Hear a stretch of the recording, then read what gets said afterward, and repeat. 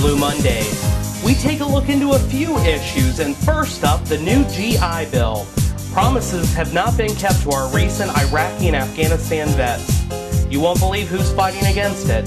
And we take a look into school bullying, what Dr. Easton 2 years ago called an epidemic. All this and much more tonight on Blue Mondays for April 14th, 2008.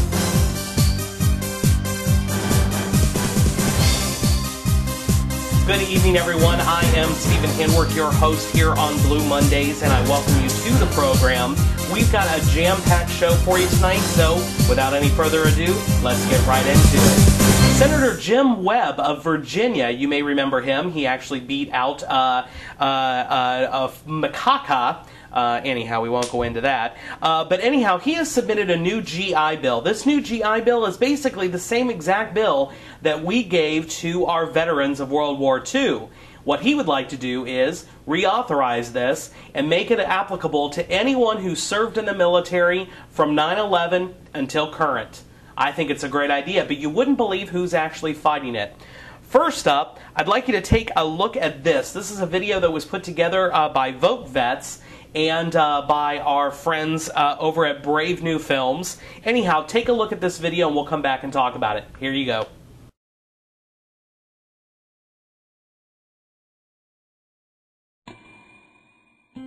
The government's not putting a good message out there that it's support. It's said they're always saying they support the troops, but when you come back and your veterans benefits barely cover your education, if it does at all, it's not really putting any weight behind those words. They paint the picture perfect at the beginning, but then once you've done your time and everything, like, we don't know you.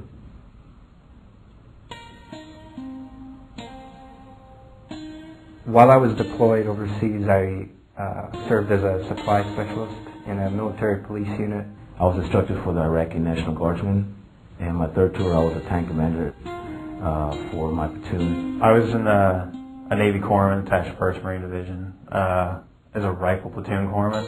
For my first deployment, I was in Najaf in 2004. We fought the Sadr militia in the Battle of Najaf in the Wadi Assalam Cemetery. Done 8 years in the service, and out of those 8 years, I've been part of 2 major operations, Operation Enduring Freedom and Operation Iraqi Freedom. I actually spent about 6 months in southern Iraq, moved up to Mosul for about a month and a half, and then the last 4 months were spent in the Diyala province north of Aqaba.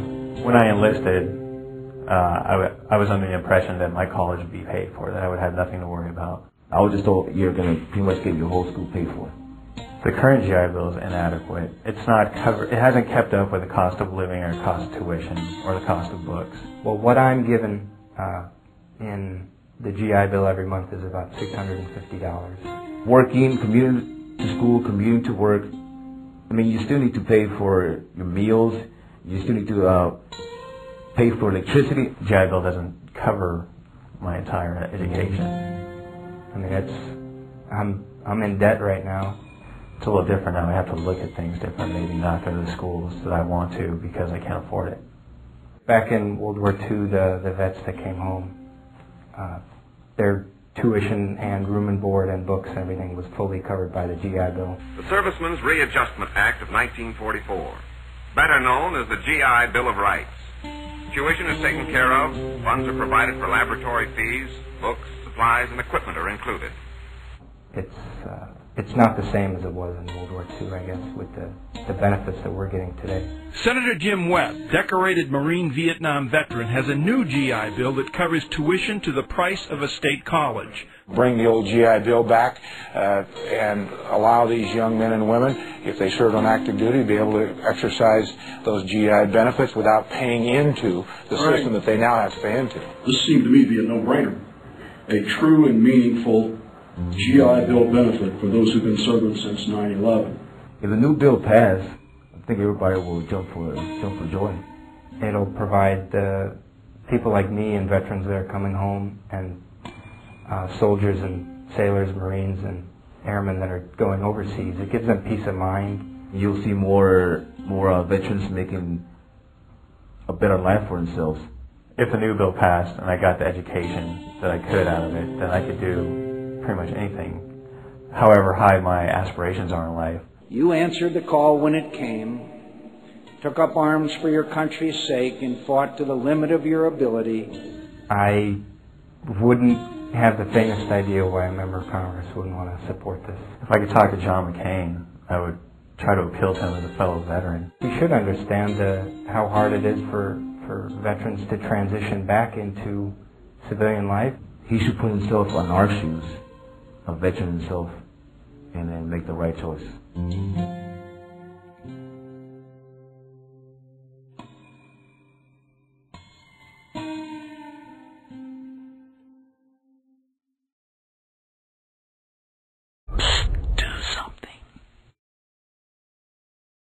You won't believe who is actually fighting against this bill. David Vitter. Yeah, that's right. Our own David Vitter. Mr. Conservative Family Values, David Vitter.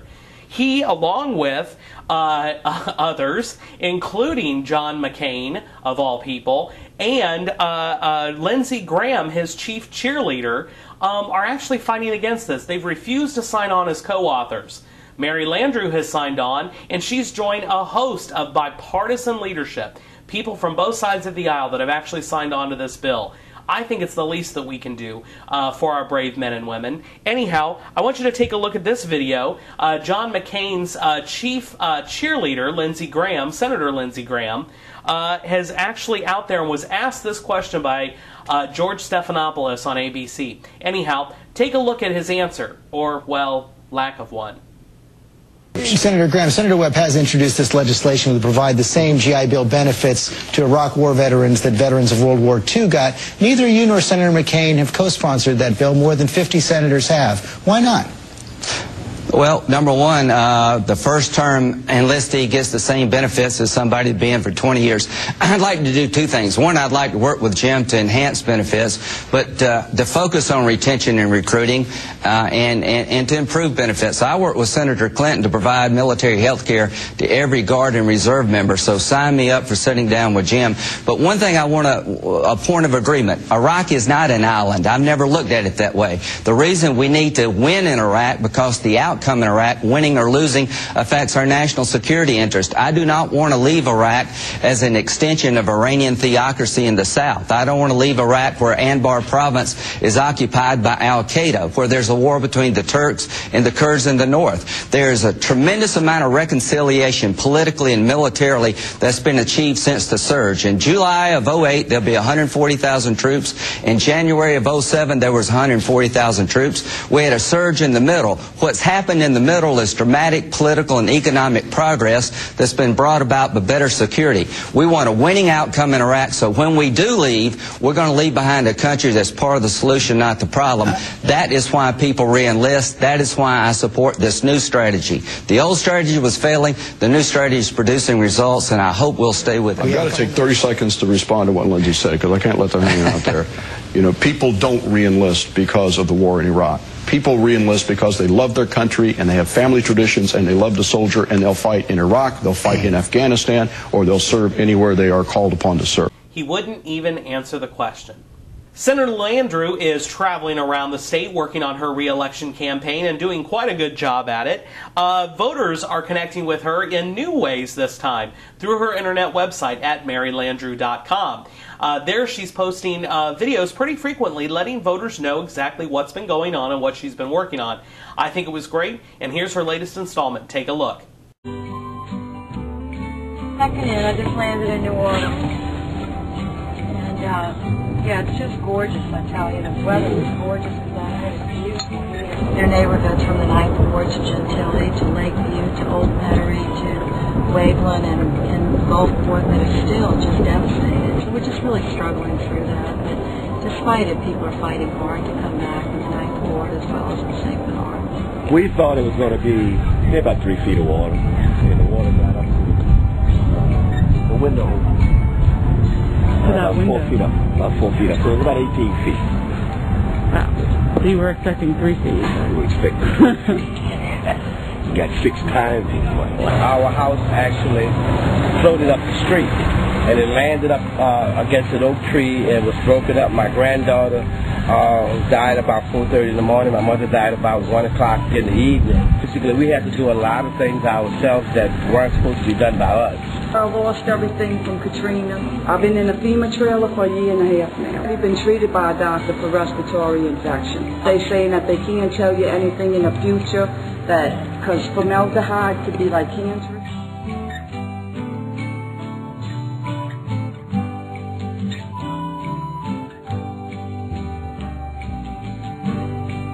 Fighting FEMA and making them change rules so that we can get help to people. And it's just nothing but one constant fight after another.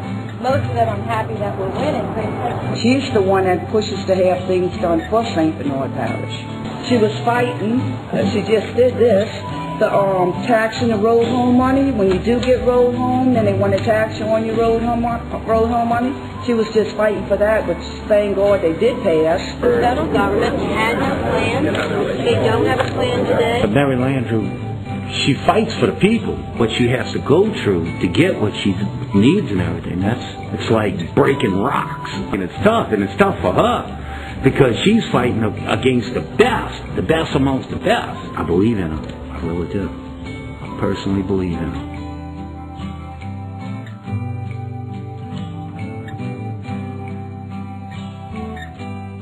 I genuinely believe that she's fighting her hardest. I mean, I've looked at a couple of her pieces that she's had. I think she's fighting. She's gonna fight. When she go down there, she fights for everybody. You know, people are just moving back. I mean, they're like the pioneers. They're just like saying, okay, I'm going to fix my house on this block, and they become like a beacon of hope for their neighbors and really encourage them. I wanted a green because to provide hope for the area. We had hope, and we had faith. And if we go with green, it's just going to tell everybody that there's still hope. You know, come back.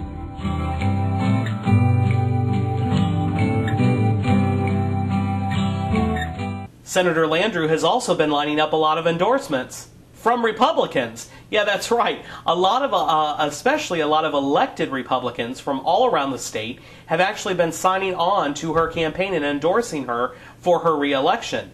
The chairman of the Republican Party was actually asked this question on TV. Well, you take a look at it, but it sounds to me like the chairman of the Republican Party is actually endorsing Mary Landrieu as well. Take a look. Big race this fall. Not that these congressional races aren't big, but certainly a big one, the U.S. Senate race. I was at an event recently for the media, Roger, on the North Shore. Incumbent Senator Mary Landrieu. She's at a news conference, and behind her are all these Republican elected officials endorsing Mary Landrieu. Did that just make you crazy when that happened? Well, no, you know, what happened is Mary worked really hard after the storm. She's been there for a while. She's an incumbent U.S. Senator. Anytime that happens, you're going to have some relationship develop with people. And we're going to have a lot of Democrats behind our nominee. And so we feel like that we have a good opportunity in that Senate race.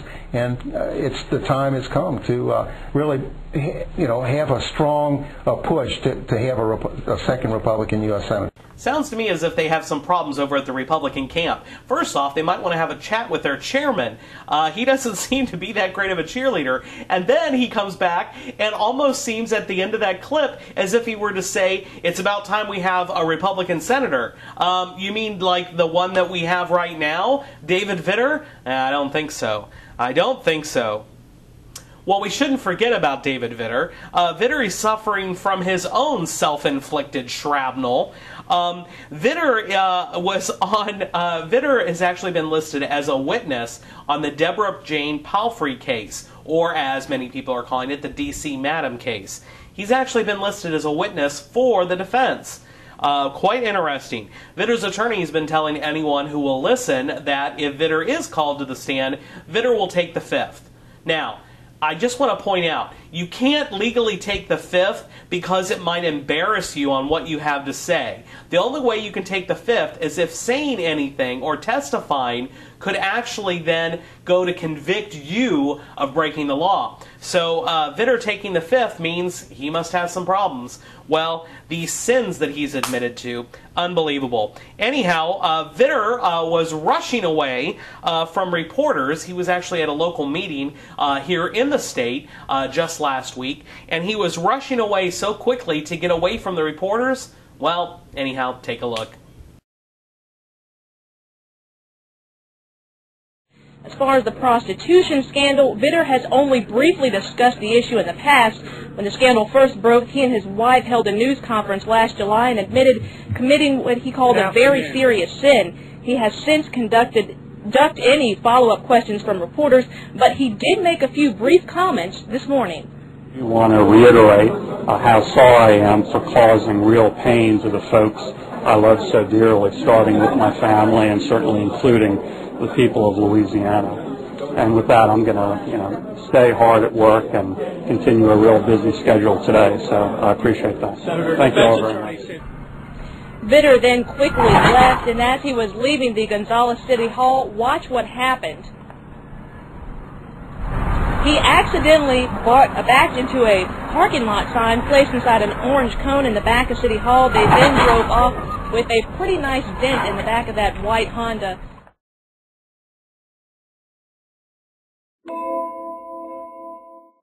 Seems like David Vitter might want to contact, I don't know, Britney Spears or maybe one of those Lindsay Lohan chicks or whatever, and see if they can give him some lessons on how to evade the paparazzi. School bullying is reaching literally an epidemic proportion throughout our schools and throughout this country, and definitely something must be done about this. It's quite interesting that there was actually a local news report that we actually caught that was available on the internet, and we thought we'd bring you parts of that interview tonight. This is an interview about a mother actually talking to a Fox News reporter with regards to how her son has been treated, and not only that, but how the school administration has treated her son as well. Unbelievable. Anyhow, take a look. Look at these videos. This was on the school bus. That's Billy getting pummeled by another student in his seat. This next one was taken while Billy waited for the bus. It left a fist-sized welt on Billy's forehead.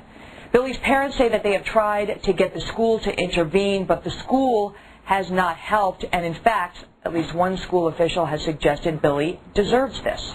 Now those parents have gone to court, and Billy's mother, Penny Wolf, joins us now on the phone. Hi, Penny. Hi.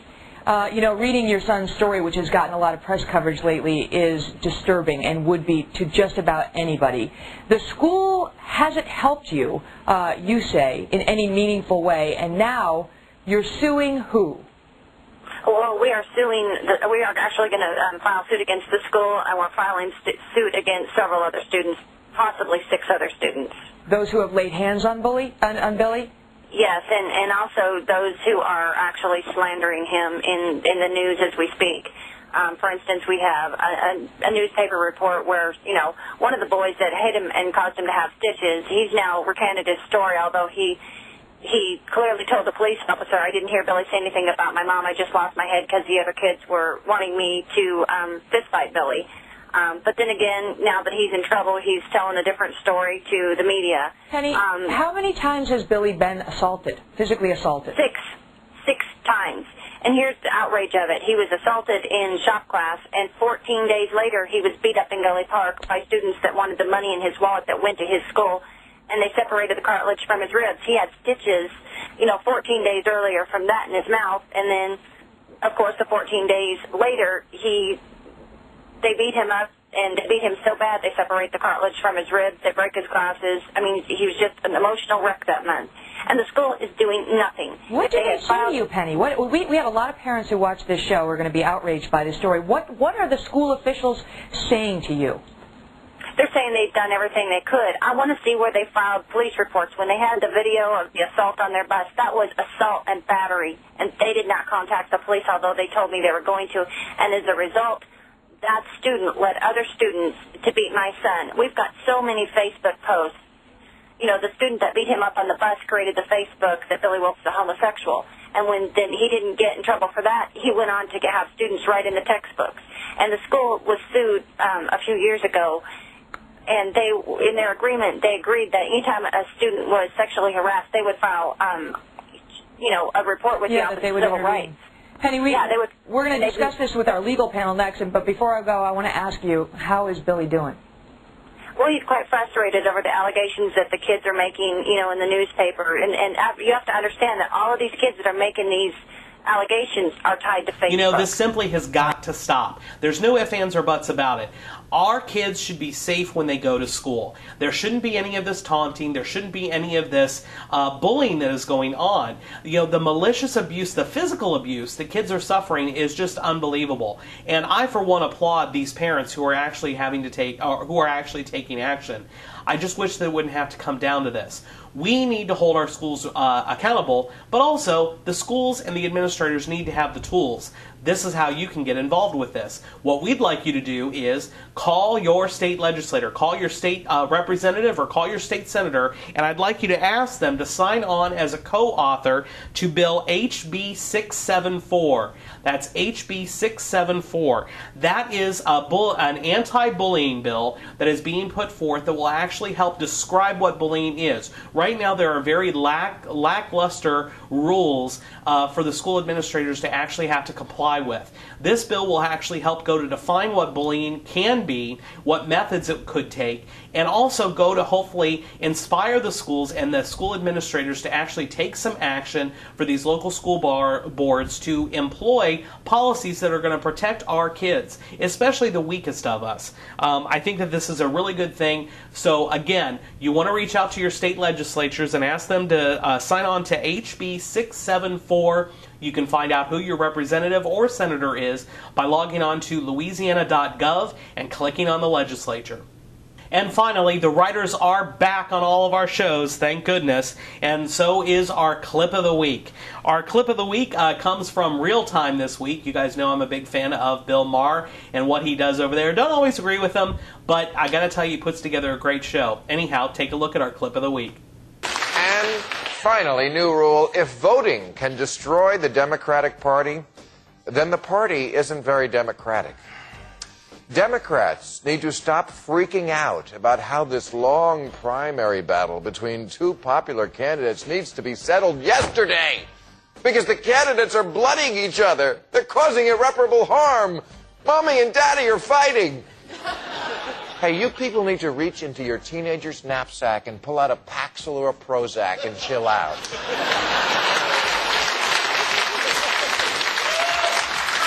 Democrats, your task is not just to choose between this pair. It's to grow a pair. Yeah. Now, I know the idea of a very close race brings up some pretty bad memories for Democrats, but these are Democratic primaries. There are no Republicans in this race, and there's nobody organized enough to actually steal the election. What is so terrible about a long, drawn-out contest? A season of American Idol is what, 87 weeks? That's a lot of time just to pick a cruise ship entertainer.